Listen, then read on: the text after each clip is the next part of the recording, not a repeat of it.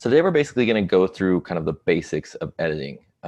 Really just the generic kind of sliders, adjustments, some different filters, just so you can get a better idea of how to edit your photos and really create that look that you're going for.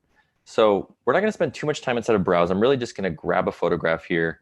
And I just want to mention a couple quick ways to jump into the edit module from the Browse module. So if you're inside of Browse and you find a photograph, just click on that photograph, whatever photo it is, and if you want to transfer into the edit module really quickly so you can start making adjustments or whatever, just hit D on your keyboard.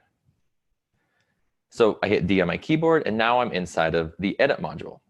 Now, using D on your keyboard is going to take you into the Develop tab for the edit module. So if I hit S on my keyboard from Browse, that will take me into the Effects tab.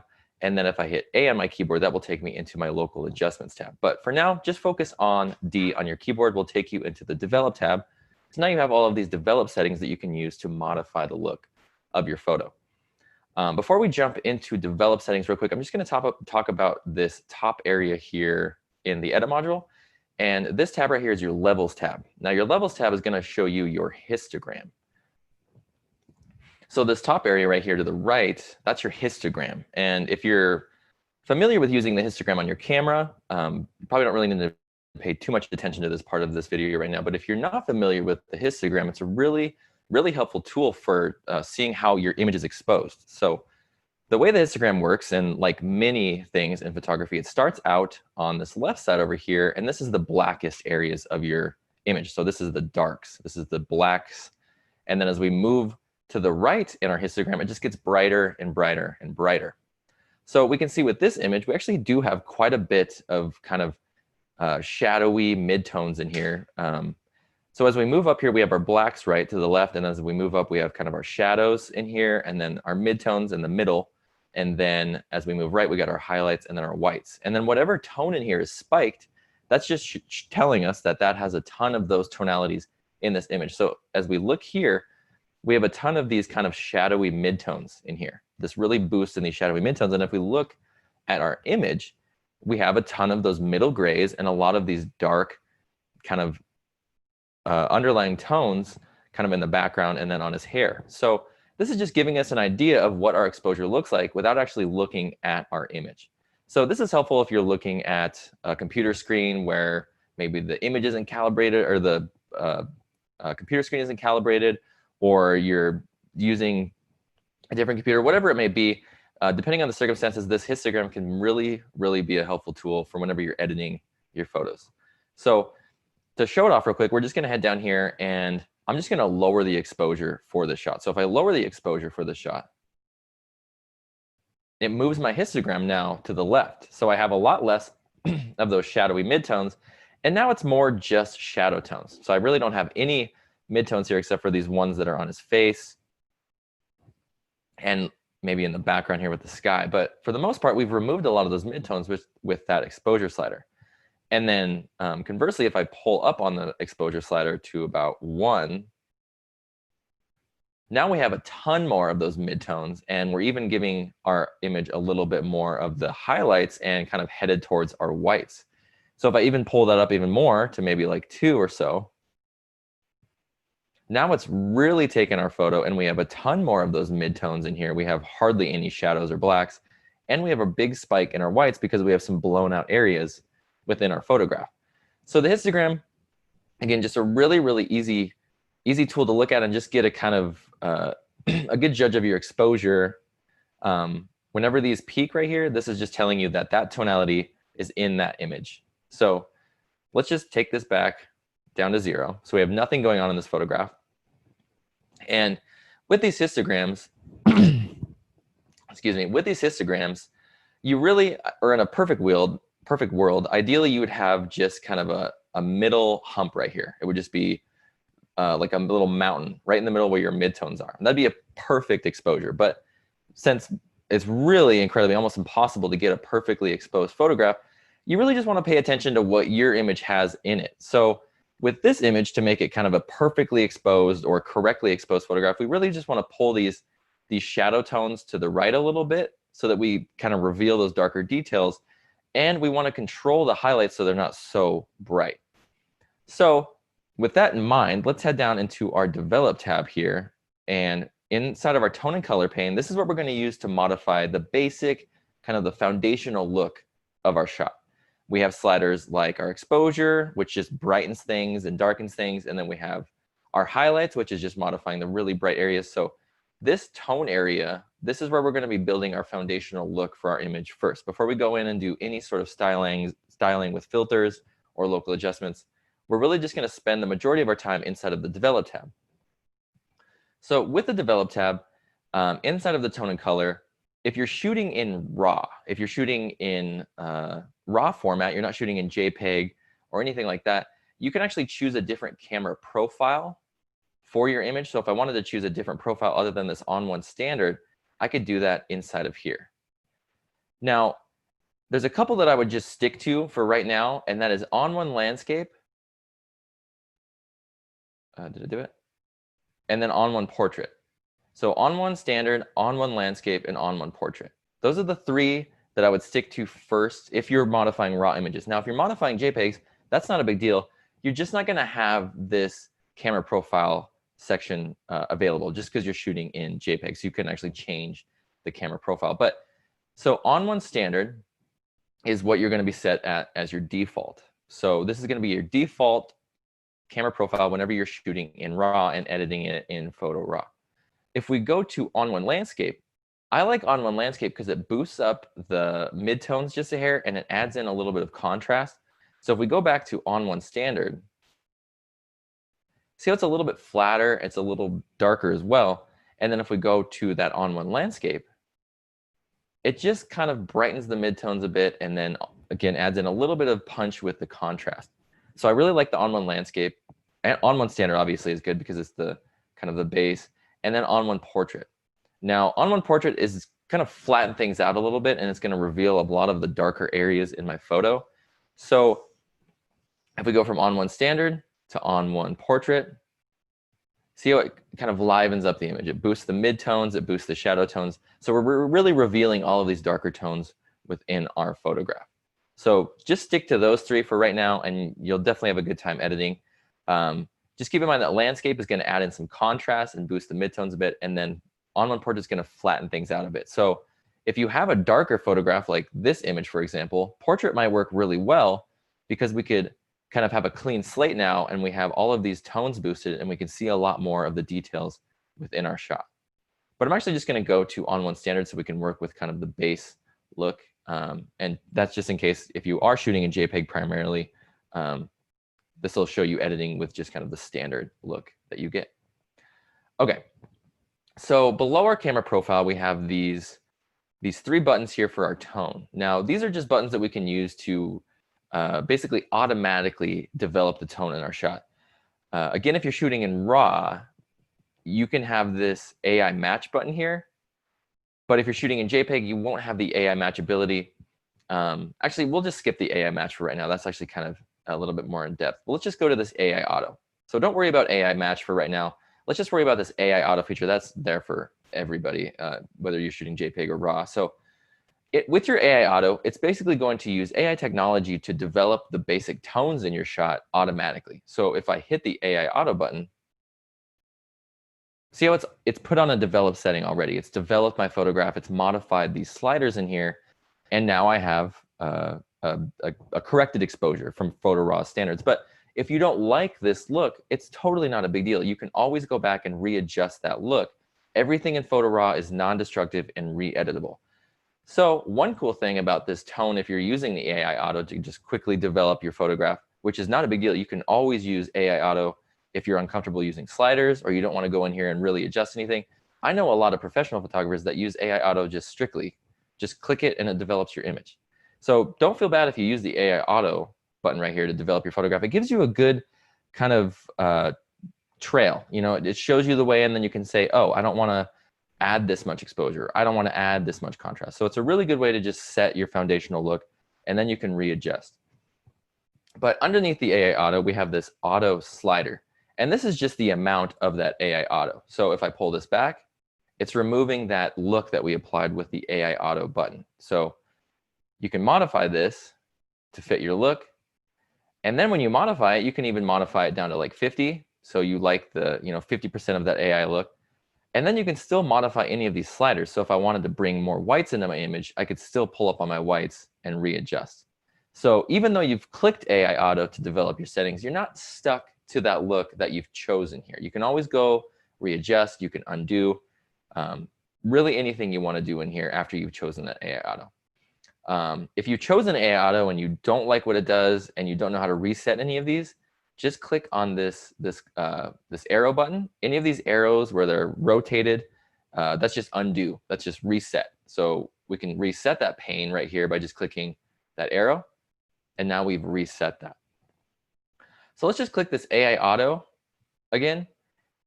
And now let's take a look at what it did to our histogram up here. So if we go back to manual and we look at our histogram, we can see it's, kind of spiked right there in our shadows, and we don't have a whole lot of highlights in here. But then if we click AI Auto, you can see it moves to the right a little bit. It shifts things. And now we have a little bit more of kind of a less spiked shape right here with our shadows. So we have a little bit more midtones in here coming into our shot. And then we have some more highlights coming in here. So if we hit the backslash key on our keyboard, which the backslash key on your keyboard is going to show you the original in your photograph, we have a nice little boost in all of those areas that we can see on our histogram.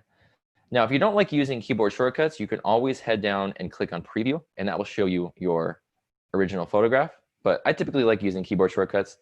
It'll save you a ton of time in the end. So I would definitely at least try to get used to using keyboard shortcuts because it'll speed up your workflow. So backslash key on your keyboard, that will show you your original. Okay, so now inside of our tone and color here, let's go in here and let's modify some of these sliders here to adjust our shot. So I'm actually just going to go to manual real quick, and we're just going to do this completely from scratch. Now, with this photograph here, I don't think we need to do too much to the exposure. I think the exposure here is nice. It's very even. Everything's kind of overcast and evenly lit. What I think we could do here is rather pull up on specific sliders for specific tones in our shot.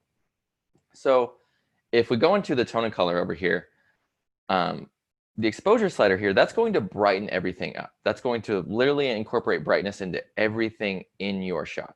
So if I pull up on this, it's going to brighten everything. If I pull down on it, it's going to darken everything. These sliders below that, those are actually more specific sliders to those tones. So if I want more contrast, let's say my image is really flat, there's not a whole lot of detail, I can pull up on my contrast slider, and that will add in contrast. It will bring some punchiness to my shot. Now, let's say my image is too contrasted. There's too much punchiness and there's too much detail, and I want to flatten it out. I can pull back on the contrast, and that will flatten the image a bit. And then kind of so on and so forth. So with our highlights, if I, let's pull up on our exposure a bit to give some blown out highlights. But if we have brighter highlights in our shot and we want to remove those, we can just pull back on the highlight slider, and you can see it kind of dims down those highlights in our shot. So basically these sliders in the tone and color, they're kind of self-explanatory, but if you're not really familiar with tones in photography, they can be a bit confusing. Just think about the highlights as the brightest part in your shot. They're the highlights. They're the brightest things in your image. Below that, we have our midtones. The midtones are going to be the middle grays. They're like the skin tones in your photograph. So any sort of skin tones or middle grays, that's this midtone slider's job. So if I pull back on the midtones and I pull up on the midtones, you can see it's not darkening everything on the photograph. It's only darkening those specific tones that I'm choosing with this midtone slider. So pull back on the midtones, it's darkening all of those middle grays. And then if we take the exposure back to how it was in the beginning, and if we pull up on our midtones, that's going to pull up on all of those middle grays. But you can see it's not doing the same look that the exposure slider did. It's giving a different look because we're simply pulling up on those specific tones, those middle tones, the skin tones in the photograph. And then same thing with shadows. So if we wanted to pull up on the shadow detail, we could just pull up on our shadow tones, and that will pull up on all of those dark areas in the scene. So this is not modifying the midtones or the highlights. This is strictly modifying those really dark, rich shadow tones within the shot. Now, you can use the shadow tones too to kind of darken things up. If you have a really blown out photograph with not a whole lot of contrast, you can use the shadow slider to pull back, and that will darken the shadow tones. And then we have our whites and our blacks. And also, again, very self-explanatory. The whites, if I pull up on the whites, that's going to incorporate white in my photograph, true white into the image. If I pull it back, it's going to remove true white from my photograph. And then we have our blacks here. Blacks work a little bit differently than the whites. And that's because with the blacks, you can actually incorporate a little bit of a fade look. So with my black slider here, if I pull back on my blacks, that's going to incorporate blacks into my image, and it's going to add contrast. It's going to add detail. It's going to kind of push a bunch of darker tones into the already dark areas in my image. So you can see that with negative 100 on my blacks, if I hit the backslash key on my keyboard, it's added in a ton of blacks. And since this photo is actually pretty flat, it looks honestly kind of nice with all those blacks, but that may not be the look we're going for. So there is already kind of a fade on this look, but you can use your black slider to incorporate a fade if you want to. So if I pull up on my blacks, you can see it's adding in that fade look that's really popular in kind of vintage or kind of cinematic styles. So if I pull up on that, you can see it's just bringing in a fade. And then if I pull back, it's adding in true black. Okay, so that's kind of the basics of these sliders here. We'll get into the structure and the haze after we kind of develop the tone real quick. But so let's go into this shot here. And just by taking a look at this photograph, I can see about three things. I can see it's pretty flat. So there's not a whole lot of contrast in it. It's a little bit underexposed, and there's not a ton of detail. So what we can do to fix that is, first things first, we're going to add in some contrast. The reason I want to add in contrast is because if I zoom in here, there's not a whole lot of contrast in this shot. Because it's an overcast day, inherently it's not going to be as contrasted as if there was a really bright sun out. So let's go into our tone and color, and we're going to pull up on our contrast slider. So by pulling up on the contrast slider, it's going to add kind of that punchiness. It's going to add some detail into the scene. Now, one thing to keep in mind when you're incorporating contrast into your shot is that you're going to bring in black. By adding in contrast, it's going to darken things up. It may not darken it up a lot, but inherently, by adding in black, you're going to darken things. So keep that in mind. Because I've added in contrast to an already underexposed photograph, I have to kind of combat that and clean that up with another slider. So since I've added in that contrast with my contrast slider, it's darkened things up, but we can help our image out by going down to our midtones. Those are our middle grays. And let's pull up on our midtones now. See how by pulling up on my midtones, I've kind of alleviated that darkness from my photograph, but we can still see all of the contrast that we've already added in. So I've pulled up on my midtones about 26. That's basically just giving those middle grays, you know, these skin tones and the middle grays of my shot, just a little bit of life. So if I undo that, so if I double click my midtones, and one thing to keep in mind, super important, when you are modifying these sliders, if you want to reset a slider, just double click the name. So if you double click the name, it'll reset that slider to 0. So you can see that when I double click the midtones, it's removed a lot of that brightness in those middle grays. So let's just bring that back up, like maybe about 34 or so. And that looks a lot better with that contrast in there. So now if I hit the backslash key on my keyboard to view my original photo, I like the exposure that we're working with already a lot better than we did before, and we've only modified 2 sliders in here. So we can kind of just keep working through here and build our look. And this is what I do kind of for each shot is just I look at the shot and study it a little bit and kind of think in my head, what do I need to do to make this a correct exposure? And for this shot, it's definitely, it needs a little bit of life in some of the midtones and the shadows, and it needs some contrast. And it also needs some detail too, but we'll add that in just a minute. So now that we've brightened our midtones up a little bit, I think what we could do is add in just a little bit of shadow brightness.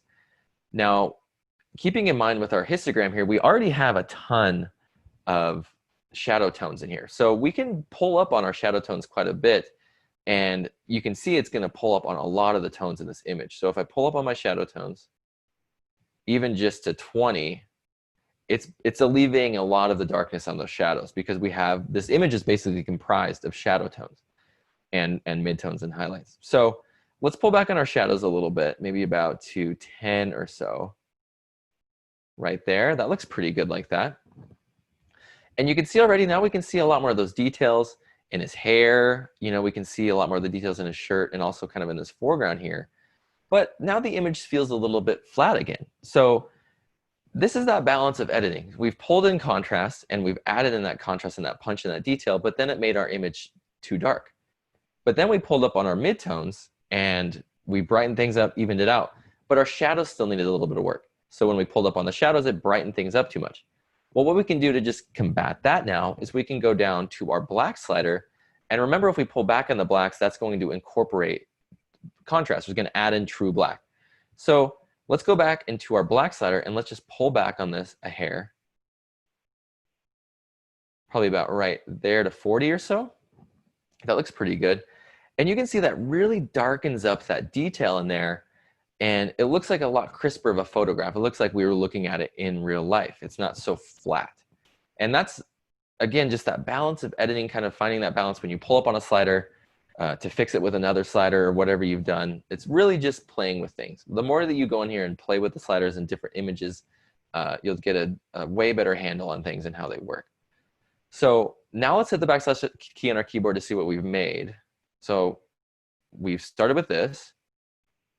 And now we have this, which I think is a lot more evenly exposed. I think we've separated him from the background a lot more. And all we've done is we've modified 4 sliders. We've only modified our contrast, our midtones, shadows, and our blacks. And we still have our whites to work with and our exposure if we need to, but you don't have to use every slider for every image. Sometimes I'll use contrast and that's it. Or sometimes I'll just pull back on the shadows. Like, you really don't have to use every single slider in here to create a nice image. It's really just dependent on the photograph. Okay, so now on to our color. The color in PhotoRaw, incredibly easy to work with. It just lives right below your tone and color area, or your tone area rather. And that's just right here in our color section. Now, if you're shooting in RAW, you have the ability to view your color in Kelvin, which I like to do. I like shooting in RAW, so I typically click this K, and that's just gonna show my temperature in Kelvin. If you don't like working with Kelvin, or you're not familiar with shooting, well, I guess if you don't shoot RAW, you're really not going to see this Kelvin. But if you want to do it a little bit easier and you don't want to see these high numbers, just click on the K, excuse me. And now your temperature slider will simply just be negative 100 to positive 100. So you'll just have, you know, negative numbers and then positive numbers. But I like to use this K if I'm shooting in RAW. So I'm just going to use the Kelvin here. Now, a couple things you could use to fix your color if you need to fix your color. You could just go down here and you could choose a simple color correction. So you could go in here and you could choose auto. It will automatically correct your color for you. You could use daylight. You know, if you're familiar with working with cameras, you probably looked at these different color profiles within your camera a few times. Now, what I typically do is, if I don't want to go in here and choose, or if I don't really know, I mean, this was shot cloudy, so I could probably click daylight or cloudy for this photo. But if I don't really know what I want to use as my color yet, I'll typically just modify one of my temperatures really intensely and then incrementally pull back. So for this photo, for example, I'll just take this blue and I'll pull it all the way to the left, make it really disgustingly blue. And then I'll just kind of pull it back, you know, mosey on back, until I get a look that I want on my photo. So maybe I like the orange a little bit now. So I like that now. And that's I think that's heated it up, you know, for 500 degrees or something. So now if I double click the temperature, yeah, so by pulling that back, it shows you the extreme of that modification. And by showing you the extreme, you really get a quick sense of what you want to be the new normal. So grab your temperature, pull it all the way down to either negative or to 2000 or to whatever your highest Kelvin is, and then just incrementally pull it back. And I'm telling you, it'll help so much when you're color correcting, because by seeing the extremes, you immediately want to see kind of a normal color. So definitely go to the extremes, and it makes it a lot easier to find what color you're looking for. So I like that. I think that's, I mean, it's obviously boosted that warmth quite a bit. And now we don't have such a cool or a cold photograph. And I really like that. So what we did here is we just pulled the temperature slider all the way to the left, so it was completely blue, and then I just kind of slowly pulled it to the right.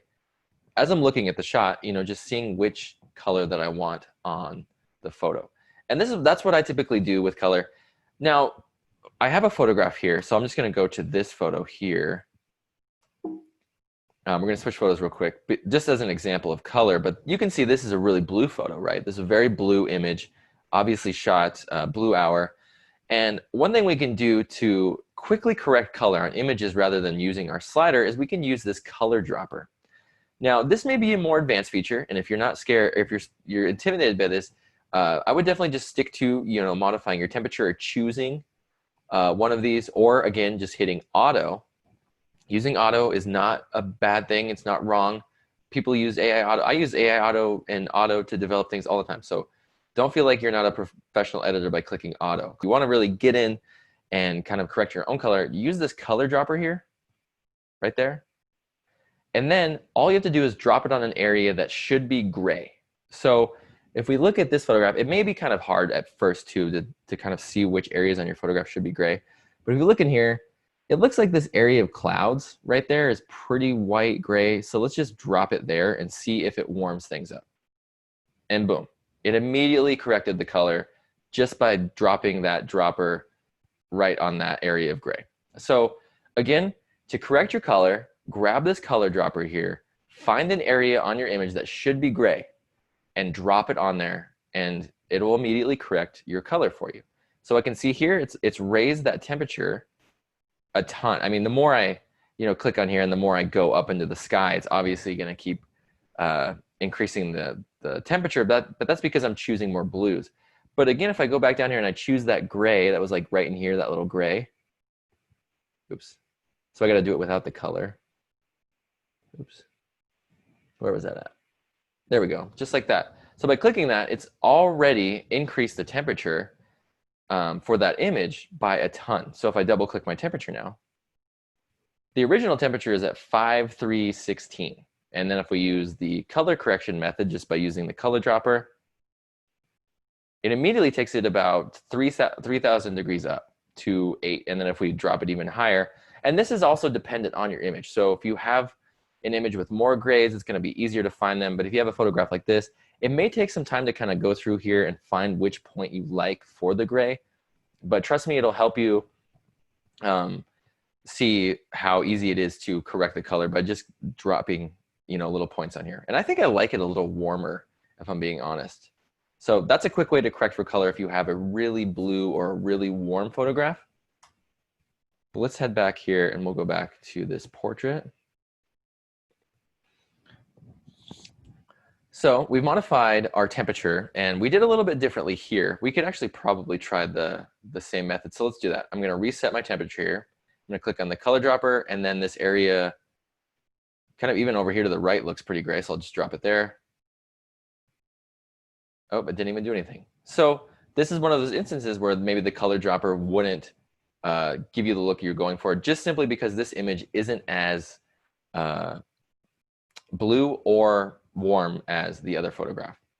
So with this photograph, where you kind of have pretty even color and there's not really one-sided of a temperature, you could easily just go in here and modify the color temperature yourself. So I'm just going to pull that back. I think we had it about 453.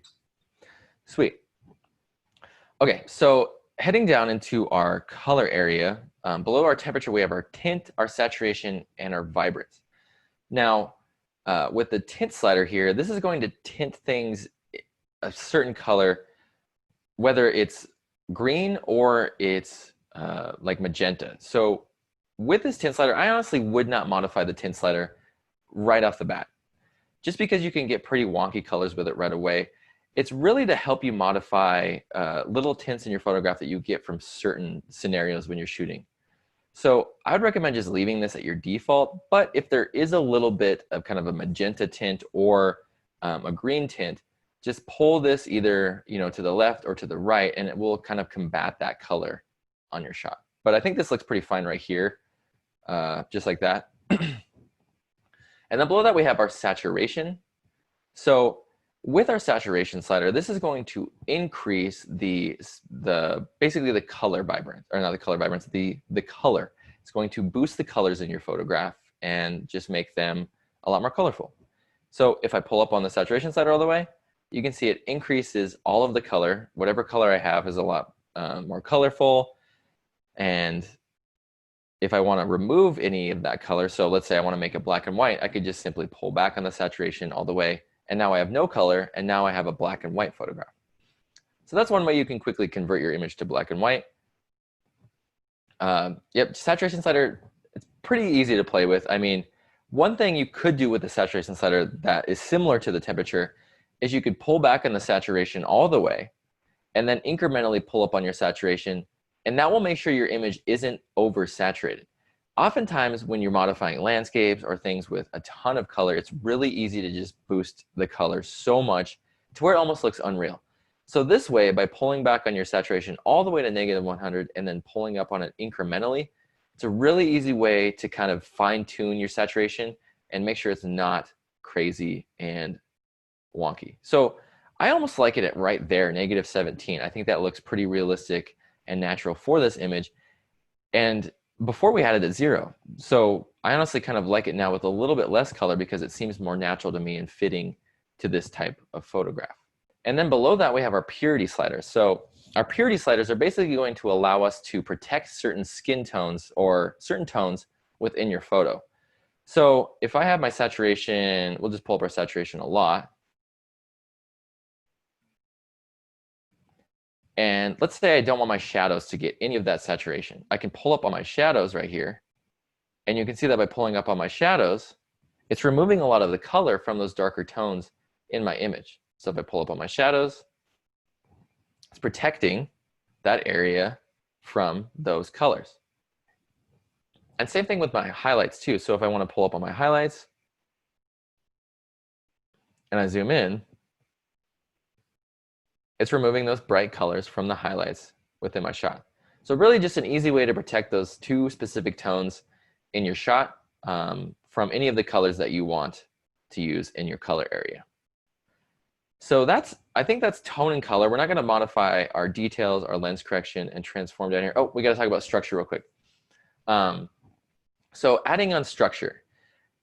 The easiest way to add on detail to your shot here, I'm going to lower the saturation to -17. The easiest way to add on detail to your shot here is definitely to do it inside of the tone and color pane. Now, the slider to add on your detail is this structure slider here. So structure lives right below your blacks, and if I pull up on structure, you can see it's adding in micro detail and it's adding in micro contrast to my shot, and you can see it's making everything pop a bit more. You know, it's kind of crunching things up a bit. And if I pull back on it, it's removing any of that micro contrast or detail. So if you want to apply a little bit of detail, just pull up on that structure slider, and that will bring in some detail to your photograph.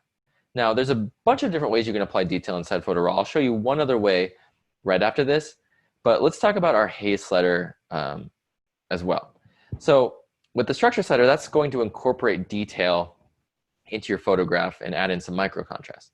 Well, with the haze slider, that's going to act as kind of a highlight controller, and it will also allow you to remove any haze or fog from your photo. And if you use it creatively, you can add in a bunch of detail with it as well. So with this shot, there's a little bit of fog and haze in here. I mean, it's just a little bit of flatness going on in the photo. But if we pull up on our haze slider, or pull back on our haze slider rather, you can see it removes all of that kind of foggy haziness and really just gets down to the nitty-grittiness of your photo.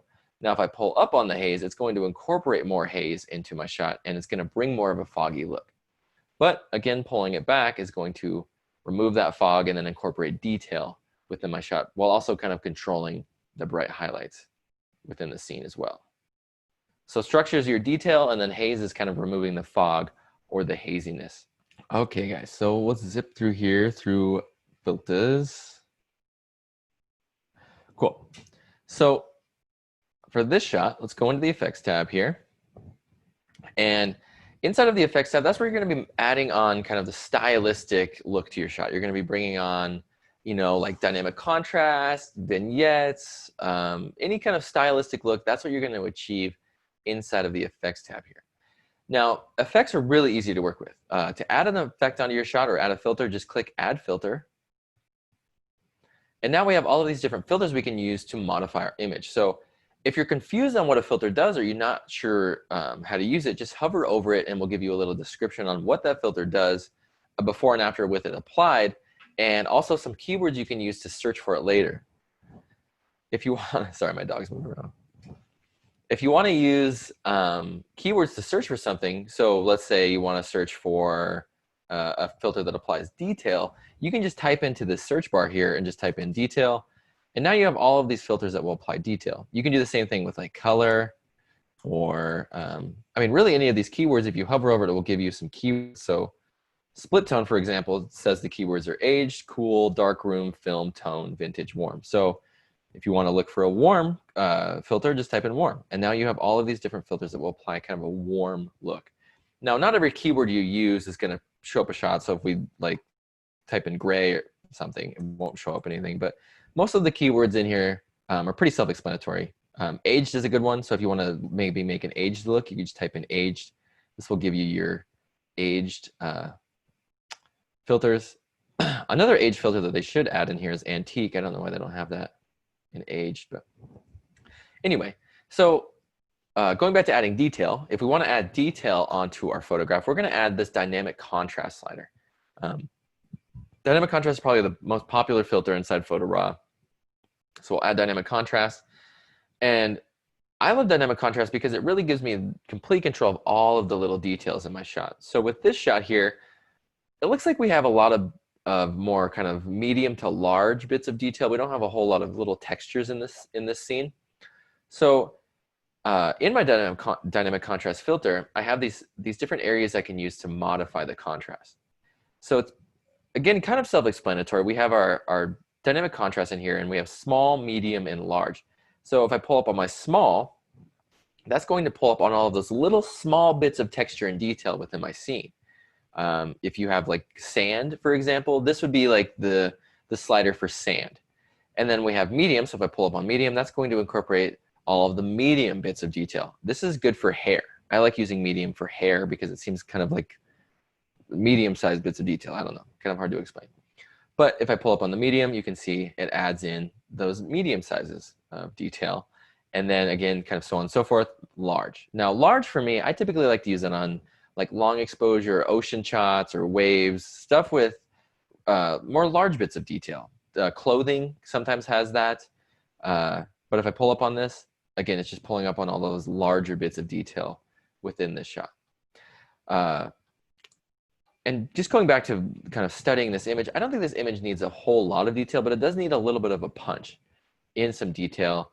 So what we're going to do to achieve that is we're actually going to go into our dynamic contrast slider, and we're just going to use one of these preset styles. So I'll just go to my more, and we'll just use surreal. Actually, surreal is way too much. Let's just go to soft. There we go. We'll click soft. Soft actually looks really nice on here. Perfect. Just a little bit of punch. And then we can always go in and modify this filter. So I'll pull up on my medium, and that will incorporate more of that dynamic contrast filter into those smaller areas of detail. So now if I turn this off and on, there's a little bit more detail than there was with just the large going. Now in dynamic contrast, you can modify your tone as well. So you can actually pull up on your blacks, add in some contrast. You can even brighten up your shadows. So if you're not liking the look that you have, you can modify that inside of your dynamic contrast filter as well. And a lot of the filters that you use inside Photo Raw have other capabilities other than just what that filter is, if that makes sense. So just because this is dynamic contrast and you can apply detail, you can also modify some of your tonalities as well. And that's kind of the same thing as like using your antique filter or your vintage filter. You can modify some of the tones in your shot as well as that actual specific filter's job. So with this shot, let's say I want to pull up on the vibrance a little bit. I'll just add in a little bit more of that color. I think we removed some of the saturation earlier with those purity sliders. And then let's just pull up on our whites a little bit, like that. Maybe 30. Perfect. And so now with just this one filter, if we turn this off and on, it's doing a whole lot to the shot. It really kind of makes it pop out of the frame a bit more, and it looks really nicely incorporated into the details of the scene. So that's another way to apply detail. That's probably the most popular way to apply detail inside of Photo Raw, is using your effects tab. Now let's add a couple more filters, and I just want to talk to you guys a bit about my few favorite filters that I like to apply. Now, if you've seen any of my tutorials, you probably know that I love applying Luntz filters. So we'll add a filter, and one of my all-time favorite filters is this Luntz filter. Now the Luntz filter is a great filter for just applying style quickly. You can't modify a whole lot of the tonality within the Luntz filter, but they pack a whole lot of punch in just a little filter. So let's click Luntz. And one thing you can do in here is just go to your More styles, click that menu, and now you have all of these amazing LUTs that you can choose from. So just by hovering over these, I mean, you get the idea. Just tons of awesome kind of unique cinematic style in just, you know, just a click of a button. So I actually think I like that comfort one. I actually really like that. And so if I turn this off and on now, you can see it's just bringing on more of an aged look to the shot, and that was just by clicking on my More styles in there. Now, just like any of the filters inside Photo Raw, you can always modify any of the settings in here. So if I want less contrast, I could pull back on the contrast. If I want a little bit more color, I could add in my saturation slider that will incorporate more of that color. And so it's just all about kind of fine-tuning how these filters work on your photograph, and you'll get a way better idea of how they work that way. So let's add another filter. So there's dynamic contrast, there's LUTs, and let's add two more filters. The other filter I want to show you guys is the color enhancer filter. So the color enhancer filter is basically like your color area inside of the develop tab, except for you have all of these different things you can modify in here. So you can see we have our same color area. If you wanted to correct the color, you could do that color drop technique or use auto, or you have all of these different choices there. But what I like to do is I like to go into my color range down here, and in your color range, you can choose specific colors and apply adjustments to those specific colors. So if we take a look at this shot, I can see that I have these blues in here, and if we go to our blue color range right there, and I pull up on my saturation, you can see it's only pulling up on the blue saturation right there. And so this color range area is really helpful for just modifying those specific colors in your shot. Let's say you want to dim down some reds, or boost up blues, like in this case. I can boost up these blues. I can even brighten them to make it even brighter, or I can desaturate them. So let's say they're too bright. I can lower the brightness or the saturation on them and then darken them so they're a little bit more out of the scene. They're less prominent in my frame. So same thing with any other color. We have some kind of oranges and reds in here. So if we click our oranges and we pull up on our saturation, you can see it increases the saturation of those oranges and really brightens things up. Or I can lower the saturation of that specific color. So I could lower the saturation of my orange and then go into my blues, maybe add more saturation to the blues, brighten those up a little bit.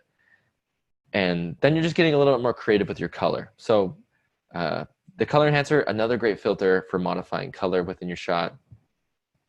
Okay, we're running out of time here, so let's add one filter. And the next filter that I really like to add onto my shot, besides dynamic contrast, LUTs, and the color enhancer filter, is actually the Vignette Filter. So I use the Vignette Filter actually quite often. And with the Vignette Filter, really easy to use. I would recommend just clicking on Big Softy at first. Big Softy is a really awesome preset in here. And then with the vignette, you can use your brightness, and that's going to modify how bright the vignette is on your shot. With -100, it's completely dark. And then we have our size. So if we want it smaller, we can make the vignette smaller, or we can make it more towards the corners. If you're not familiar with vignettes, I should probably explain what a vignette is. So if you're not familiar with a vignette, it basically goes in here and it darkens the areas around the corners of your image, so it focuses the viewer's attention right onto the subject. Now, it's a really handy tool for like portraits or landscapes, just anywhere where you really want your subject to shine. So I typically like to use it in portraits. So we have a portrait here. I'm just going to click on Big Softy. And then again, my brightness is the darkness of that. And then I have size. So I'm going to lower that a little bit. And then I'm going to modify this roundness. And so you can see if I pull back all the way on the roundness, it just makes a square. So the roundness is just that edge to that. So I'll just pull that back right there. And you could also modify this to have a white vignette as well. So if you wanted a white vignette rather than having the dark vignette, is you could just reset this. We could go into our more, and then we could choose white vignette. And sort of the similar, basically the same thing except for your brightness is at 100, but then we can modify our size. So we'll make that a little bit larger out there. And actually, I kind of like the white on this shot. I think that looks actually pretty cool. It incorporates more of that fade that we had at the beginning. So I think that looks okay with a vignette like that. So I think we have let's add one last filter that I think you guys should know. So the last filter that I think you guys should modify, or at least know how to modify, is this curves filter. Now the curves filter is kind of more advanced, but it's a really awesome filter and you should start playing with it immediately. To use the curves filter, super simple. The tone curve works like this. So on the bottom left, we have our blacks. Bottom left is our blacks. As we move up on the tone curve, it just brightens. It just brightens the tones. So it's blacks, shadows, midtones, highlights, whites. Brightens up. So we have our blacks here and we have our whites up here. Everywhere in the middle, we can modify to play with those tones. And the thing about using a tone curve is that when you adjust your tone curve, it curves the adjustment. That way it blends in a little bit more naturally and it looks more cohesive with your photograph. So let's say we want to brighten our midtones of the shot. Well, because we're on a tone curve here, I'm going to drop a point in my midtones right there, and I'm just going to pull up on the tone curve. And that's going to brighten those midtones in my shot. You can see it's brightening up my midtones. Well, by brightening up my midtones, because we're on a tone curve, it's brightening up my shadow tones, and it's also brightening up my highlights. Well, if I want to protect those tones, I can just drop a point on that area, and then I'll just pull it back to the line like that. I mean, it may look kind of janky because we're modifying it pretty intensely, but you get the idea. So now I'm just modifying my midtones now with this middle point.